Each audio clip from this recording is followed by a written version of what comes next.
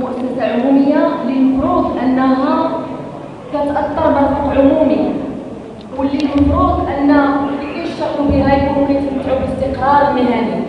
إلا أننا بدينا كنشوفوا في إطار هذه العولمة تهجم علينا وعلى مكاسبنا، بدينا كنشوفوا مؤسسة عمومية كتلجأ للمناولة بحال أي شركة خاصة باش ضرب استقرار العمال والعاملات في هذا القطاع اللي دوزوا فيه أكثر من 7 سنين. هناك من عندهم مدة أقدمية ديال 7 سنين و8 سنين وهما مؤقتين تابعين لشركة المناولة ولكن يشتغلون في إطار مرفق عمومي.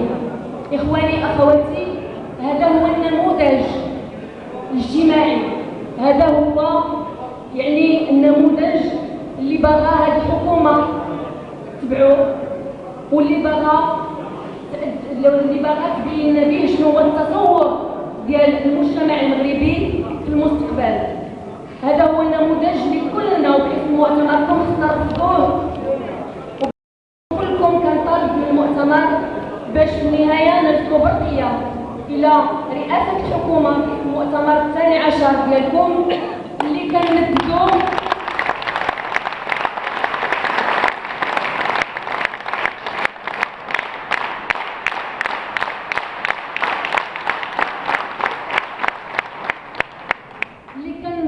فيها بالتدبير ديال هذا المرفق العمومي وبالسياسه الحكوميه اللي كتنهجها هذه الحكومه الجديده اللي كنا منتظرين منها الكثير، الا انها باغا تعمم هذا النموذج على كثير من القطاعات عبر مشروع المرسوم اللي توصلنا به، واللي طبعا عندنا فيه موقفنا فاتح ماي اللي هي ترسيم الهشاشه والتاسيس للهشاشه وعدم الاستقرار والتراجع عن المكتسبات. اذا تحيه نضاليه لاخواننا في قطاع الضغوط، وباسمكم جميعا كنحييهم وكنطلبوا من الحكومه باش تراجع عن قرارها وعن الادانه ديال الاخ ديالنا اللي هو معتقل في السجن ديال عكاشه.